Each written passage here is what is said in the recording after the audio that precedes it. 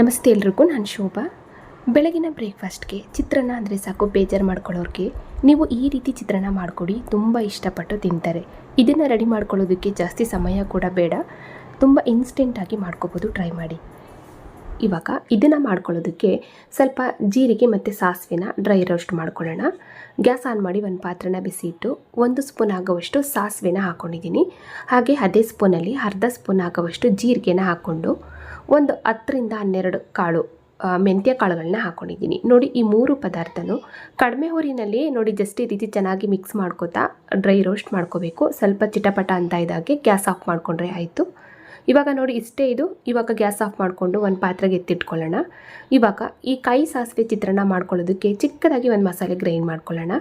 ಮಸಾಲೆ ಗ್ರೈಂಡ್ ಮಾಡ್ಕೊಳ್ಳೋದಕ್ಕೆ ಒಂದು ಮಿಕ್ಸಿ ಜಾರ್ಗೆ ತೆಂಗಿನಕಾಯಿ ಹಾಕಿದ್ದೀನಿ, ಒಂದು ಅರ್ಧ ಕಪ್ ಆಗೋವಷ್ಟು. ಖಾರಕ್ಕೆ ಮೆಣಸಿನ್ಕಾಯಿ ಹಾಕ್ತಾಯಿದ್ದೀನಿ. ಒಣ ಮೆಣಸಿನ್ಕಾಯಿ ಬೇಕಾದರೂ ಹಾಕ್ಕೋಬೋದು ಅಥವಾ ಹಸಿಮೆಣ್ಸಿನ್ಕಾಯಿ ಬೇಕಾದರೂ ಹಾಕ್ಕೋಬೋದು. ಇಲ್ಲಿ ನಾನು 1-2 ಹಸಿಮೆಣ್ಸಿನ್ಕಾಯಿ ಹಾಕ್ಕೊಂಡು ಇವಾಗ ಒಂದು 3 ಇಲ್ಕು ಬೆಳ್ಳುಳ್ಳಿ ಹಾಕ್ಕೊಂಡಿದ್ದೀನಿ. ಹಾಗೆ ನಾವು ಹುರಿದಂಥ ಸಾಸಿವೆ, ಜೀರಿಗೆ, ಮೆಂತ್ಯ ಅದು 3 ಕೂಡ ಸೇರಿಸ್ತಾ ಇದ್ದೀನಿ. ಇವಾಗ ಸ್ವಲ್ಪ ನಾವು ಹುಣಸೆಹಣ್ಣು ಹಾಕ್ಕೊಳ್ಳೋಣ. ಹುಳಿಗೋಸ್ಕರ ಸ್ವಲ್ಪ ಹುಣಸೆಹಣ್ಣು ಹಾಕ್ಕೊಂಡು ನೋಡಿ ಗ್ರೈಂಡ್ ಮಾಡ್ಕೊಳ್ಳೋದಕ್ಕೆ ಇದಿಷ್ಟೇ ಪದಾರ್ಥ. ತುಂಬ ನಯಸ್ಸಾಗಿ ಗ್ರೈಂಡ್ ಮಾಡೋದು ಬೇಡ, ಆನು ಆಫು ಮಾಡ್ಕೋತಾ ಸ್ವಲ್ಪ ತರಿಯಾಗಿಯೇ ಇರಬೇಕು. ಮತ್ತು ಇದಕ್ಕೆ ಸ್ವಲ್ಪನೂ ಕೂಡ ನೀರು ಹಾಕಬಾರ್ದು. ನೀರು ಹಾಕ್ಕೊಳ್ದೇ ಆನು ಆಫು ಮಾಡ್ಕೋತಾ ನೋಡಿ ಈ ರೀತಿ ತರಿಯಾಗಿ ಗ್ರೈಂಡ್ ಮಾಡಿಕೊಂಡ್ರೆ ಆಯಿತು. ನೋಡಿ ಇದೇ ರೀತಿ ಇರಬೇಕು, ತುಂಬ ನಯಸ್ಸಾಗಿ ಗ್ರೈಂಡ್ ಮಾಡೋದು ಬೇಡ. ಇವಾಗ ನೋಡಿ ಇಷ್ಟೇ ಇದು. ಇವಾಗ ಈ ಮಸಾಲೆನ ತೆಗೆದು ಒಂದು ಪಾತ್ರೆಗೆ ಎತ್ತಿಟ್ಕೊಳ್ಳೋಣ. ಇವಾಗ ನೆಕ್ಸ್ಟು ಗೊಜ್ಜು ರೆಡಿ ಮಾಡ್ಕೊಳ್ಳೋದಕ್ಕೆ ಗ್ಯಾಸ್ ಆನ್ ಮಾಡಿ ಒಂದು ಪಾತ್ರೆನ ಬಿಸಿ ಇಟ್ಟು ಸ್ವಲ್ಪ ಎಣ್ಣೆ ಹಾಕಿದ್ದೀನಿ.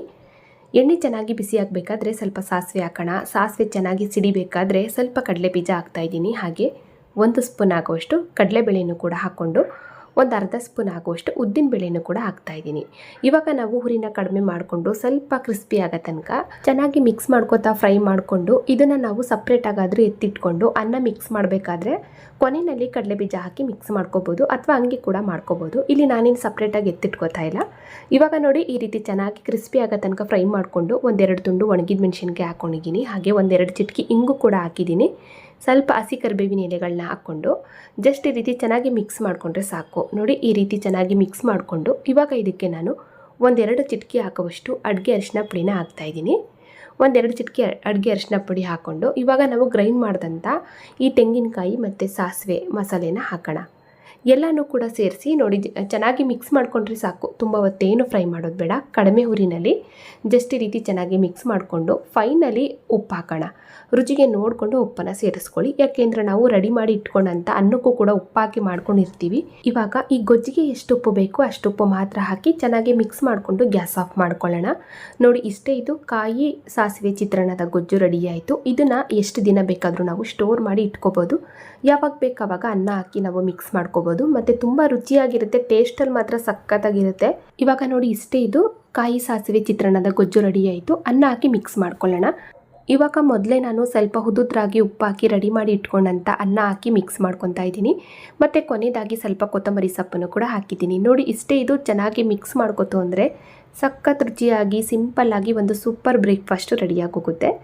ನಾವು ಗ್ರೈಂಡ್ ಮಾಡುವಾಗ ಬೆಳ್ಳುಳ್ಳಿ ಹಾಕ್ಕೊಂಡು ಒಂದು 3 ಇಲ್ಕು ಬೆಳ್ಳುಳ್ಳಿ ಹಾಕಿ ಗ್ರೈಂಡ್ ಮಾಡಿಕೊಂಡೆ. ಆ ಬೆಳ್ಳುಳ್ಳಿನ ನಾವು ಸ್ಕಿಪ್ ಮಾಡ್ತು ಅಂತ ಅಂದರೆ ಹಬ್ಬಗಳಿಗೆ, ಯಾವುದಾದ್ರೂ ಹಬ್ಬಗಳಿಗೆ ದೇವರ ಪ್ರಸಾದಕ್ಕೂ ಕೂಡ ಇದನ್ನು ನಾವು ತುಂಬ ಸಿಂಪಲ್ಲಾಗಿ ರುಚಿಯಾಗಿ ಮಾಡ್ಕೋಬೋದು.